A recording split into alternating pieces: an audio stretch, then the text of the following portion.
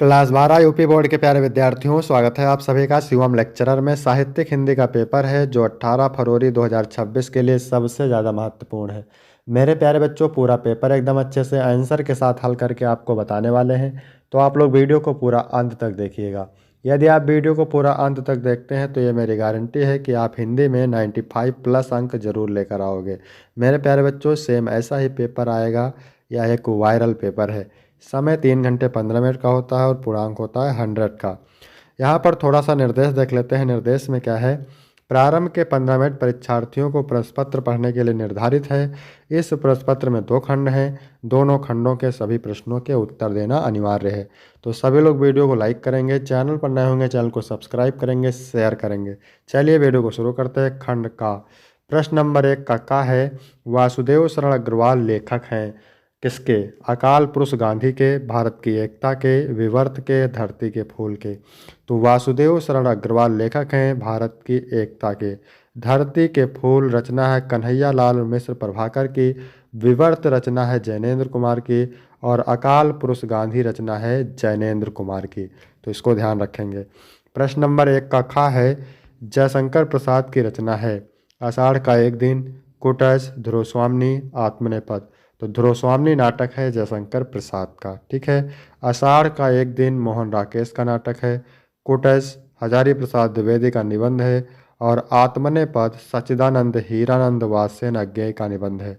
फिर है आलोचना साहित्य, कालिदास की लालित्य योजना के लेखक हैं हजारी प्रसाद द्विवेदी, प्रोफेसर जे सुंदर रेड्डी, हरिशंकर प्रसाद, जयशंकर प्रसाद। तो इसका राइट आंसर हो जाएगा हजारी प्रसाद द्विवेदी। कालिदास की लालित्य योजना के लेखक हैं हजारी प्रसाद द्विवेदी।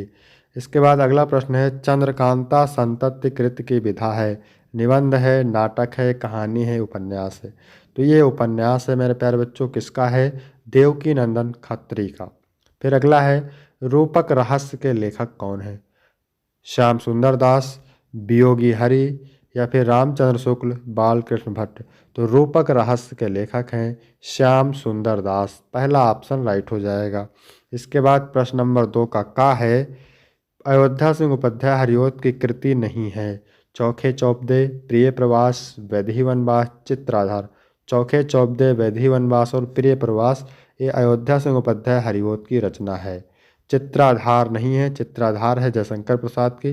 तो चौथा ऑप्शन करेक्ट हो जाएगा। फिर है, निम्न में से मैथिली शरण गुप्त की रचना नहीं है। सिद्धराज, अपने अपने अजनबी, अनघ, प्रादक्षिणा। कौन सी नहीं है? तो सिद्धराज, अनघ, अपने अपने अजनबी, प्रादक्षिणा। सिद्धराज, अनघ, प्रादक्षिणा ये तीनों रचनाएं मैथिली शरण गुप्त की हैं। अपने अपने अजनबी नहीं है, तो यही सही हो जाएगा। अपने अपने अजनबी अज्ञेय का उपन्यास है।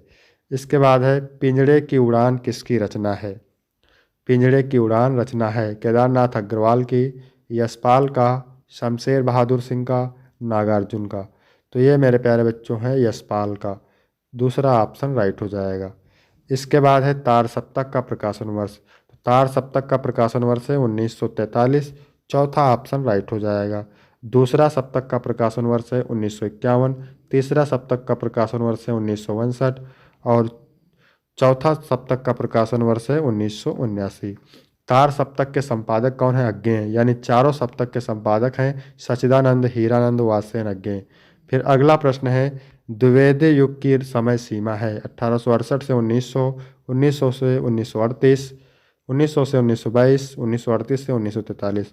तो द्विवेदी युग की समय सीमा है 1900 से 1922। ठीक है, 1900 से 1922। ठीक है, तीसरा ऑप्शन राइट हो जाएगा।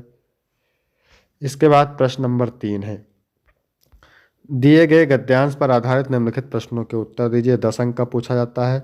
गद्यांश के नीचे 5 प्रश्न होते हैं, 2-2 अंक के। मोस्ट इंपॉर्टेंट गद्यांश है, रमणीयता और नित्य नूतनता अन्योआश्रित है। रमणीयता के अभाव में कोई भी चीज़ मान्य नहीं होती।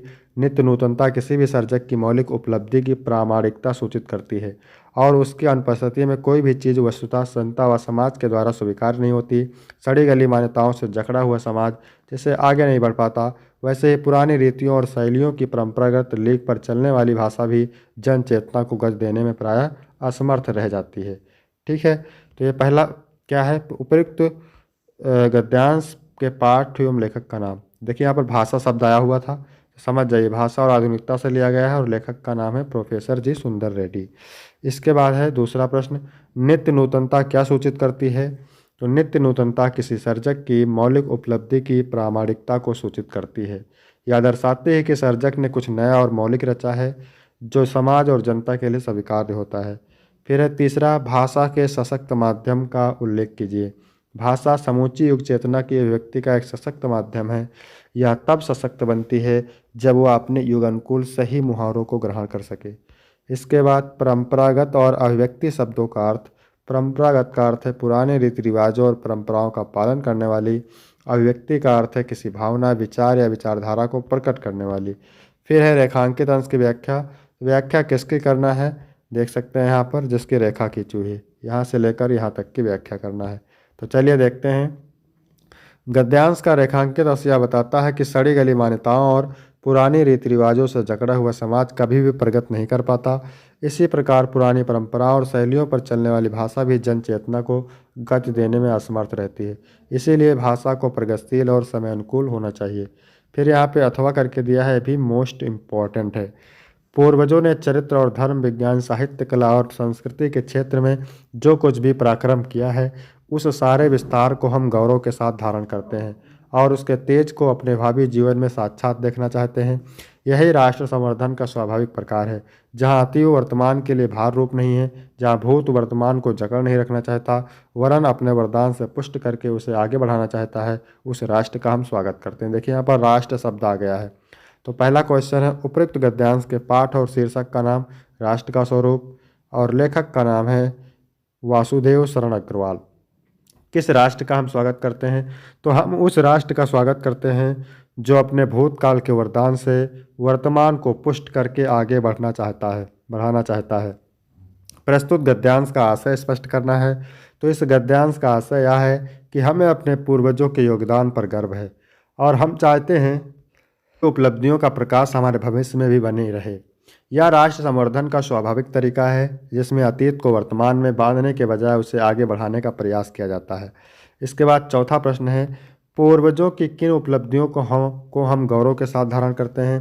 तो हम पूर्वजों द्वारा किए गए पराक्रम, धर्म, विज्ञान, साहित्य, कला और संस्कृति के क्षेत्र में उनकी उपलब्धियों को गौरव के साथ धारण करते हैं। फिर है रेखांकित अंश की व्याख्या। तो व्याख्या यहाँ पर किसकी करना है?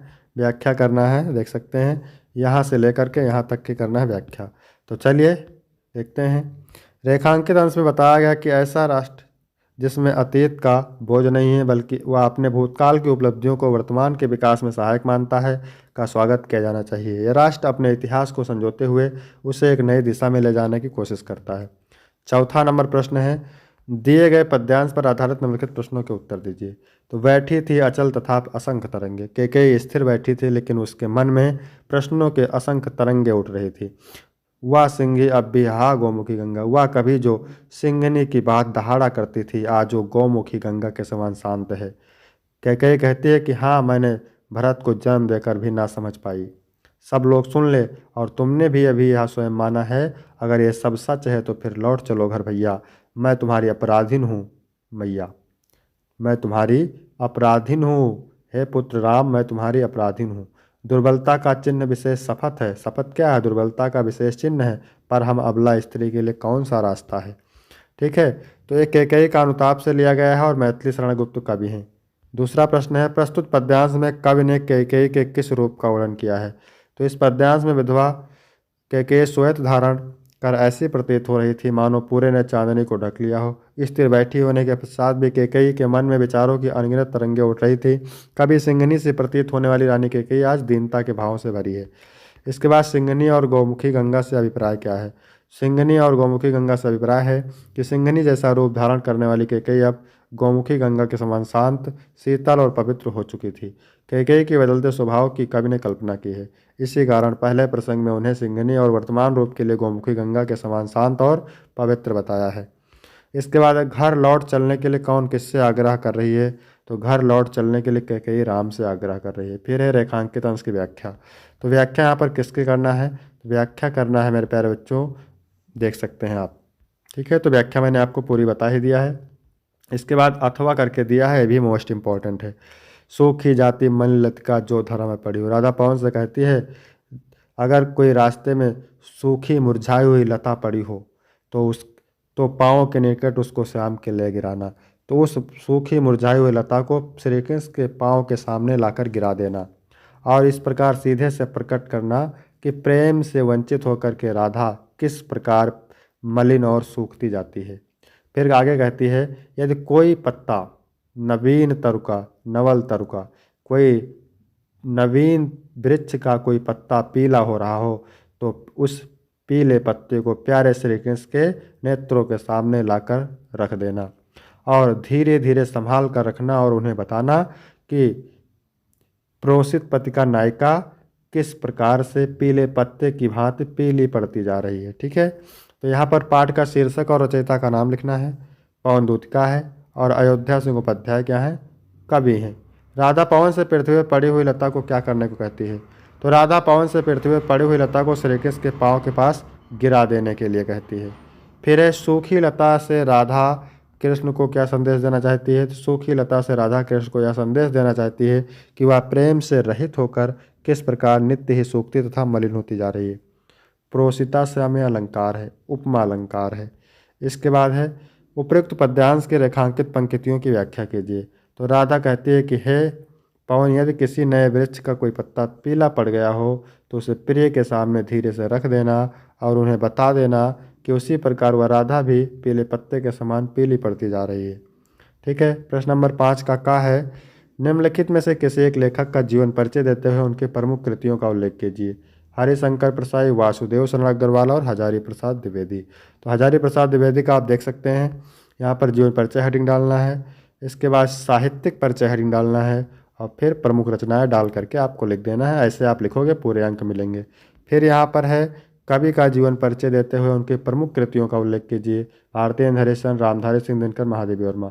तो आप डालोगे, ठीक है, जीवन परिचय हेडिंग डालना है और फिर साहित्यिक परिचय हेडिंग डालना है और उसके बाद में रचनाएं डाल करके लिख देना है। 6 नंबर है पंचलाइट कहानी का सारांश, ये बहादुर कहानी की। तो पंचलाइट कहानी का सारांश देखने वाले हैं इसमें। ठीक है, फिर 7 नंबर प्रश्न है, 100 पठित खंड काव्य के आधार पर किसी एक खंड के एक प्रश्न का उत्तर दीजिए। तो ये अलग अलग जिले के लिए अलग अलग खंड काव्य है, इसको आप तैयार करेंगे। इसके बाद है खंड खा। ठीक है, निम्नलिखित संस्कृत गद्यांशों में से किसी एक का संदर्भ सहित हिंदी में अनुवाद कीजिए। तो चलिए देख लेते हैं। 7 अंक का है, मोस्ट इंपॉर्टेंट है। संस्कृत का साहित्य सरस और व्याकरण सुनिश्चित है। उसके गद्य पद्य में लालित्य भावों को समझने की आसक्ति और सुनने की अद्वितीय मधुरता है। अधिक कहने से क्या, चरित्र के निर्माण में जैसी सत्य प्रेरणा संस्कृत साहित्य देता है वैसी प्रेरणा कोई भी साहित्य नहीं देता है। मूलभूत मानवीय गुणों की जैसी विवेचना संस्कृत साहित्य में है वैसी विवेचना किसी भी साहित्य में नहीं है। संदर्भ लिखेंगे, प्रस्तुत गद्यांश हमारी पाठ्यपुस्तक संस्कृत दिग्दर्शिका के संस्कृत भाषा महत्तम नामक पाठ से अवतरित है। ठीक है, फिर अथवा करके दिया है, ये भी मोस्ट इंपॉर्टेंट है। महामना विद्वान वक्ता, धार्मिक नेता और चतुर पत्रकार थे। उनका सर्वोच्च गुण जनसेवा था। ये जहाँ कहीं भी लोगों को दुखी और पीड़ित देखते थे वहीं शीघ्र उपस्थित होकर के सभी प्रकार की सहायता करते थे। प्राणियों की सेवा इनका स्वभाव था। संदर्भ लिखेंगे, प्रस्तुत गद्यांश हमारी पाठ्यपुस्तक संस्कृत दिग्दर्शिका के महामना मालवीय पाठ से अवतरित है। इसके बाद है खा नंबर, निम्नलिखित संस्कृत श्लोकों में से किसी एक श्लोक का हिंदी में अनुवाद कीजिए। तो इसका देखेंगे, जल की एक एक बूंद गिरने से क्रमशः घड़ा भर जाता है। सभी विधानों में धर्म और धन का यही कारण है। संदर्भ लिखेंगे, प्रस्तुत श्लोक हमारी पाठ्यपुस्तक संस्कृत दिग्दर्शिका के सुभाषित रत्नान नामक पाठ से अवतरित है। फिर यहाँ अथवा करके दिया है। ठीक है, तुम्हारा उल्लू का राज्याभिषेक मुझे अच्छा नहीं लगता। इस क्रोधहीन का मुख देखो, क्रोध होने पर यह कैसा होगा। ठीक है, 9 नंबर प्रश्न है, निम्नलिखित प्रश्नों में से किन्हीं 2 प्रश्नों के संस्कृत में उत्तर दीजिए। 4 अंक यहाँ से आपको मिलेंगे, मोस्ट इंपॉर्टेंट है। इसके बाद 10 का का, खा और गा है, करुण रस अथवा शांत रस, उपमा अथवा उत्प्रेक्षालंकार, चौपाई अथवा कुंडलिया छंद। ठीक है, इसके बाद 11 नंबर प्रश्न है निबंध से। तो इसका वीडियो आपको सुबह मिल जाएगा, ये मोस्ट इंपॉर्टेंट निबंध है। प्रदूषण की समस्या और समाधान, नारी सशक्तिकरण, जातिवाद की समस्या कारण और निवारण और वन संरक्षण का महत्व। इसके बाद 12 का पहला है, पवित्रम का संधि विच्छेद तो पो प्लस इत्रम, हरेव का संधि विच्छेद हरे प्लस अव होता है। इसके बाद दोग्धा का संधि विच्छेद दोग प्लस धा होता है, दोग प्लस धा होता है, दोग प्लस था। इसके बाद है निम्नलिखित में से किसी दो के समास का नाम लिखना है। तो प्रद्दिनम में अव्ययीभाव समास है, निर्दोष में भी अव्ययीभाव समास है, और सज्जना में कर्मधारय समास है। 30 नंबर है, क्या कह रहा है, अपने प्रधानाचार्य को छात्रवृत्ति के लिए एक आवेदन पत्र लिखिए, अथवा अपने मोहल्ले की नालियों की सफाई हेतु नगर निगम के अधिकारी को पत्र लिखिए। मोस्ट इम्पॉर्टेंट है। इसके बाद 14 का पहला है, लघुता में प्रत्यय है। तो लघुता में तल प्रत्यय है, ध्यान रखेंगे। लघुता में कौन सा प्रत्यय है? तल प्रत्यय है। किस शब्द में मतुप प्रत्यय है? तो मतुप है किसमें? धीमान में मतुप प्रत्यय है। इसके बाद अगला प्रश्न है, रेखांकित पदों में से किसी एक पद में विभक्तिता संबंधी नियम का उल्लेख करना है। ग्राहम परता वनमस्ति, ठीक है। सा सिर सा खलौटा, वह सिर से गंजा है। एनांग विकारा सूत्र से, इसमें कौन सी विभक्ति है? तृतीया विभक्ति है, ठीक है। एनांग विकारा सूत्र से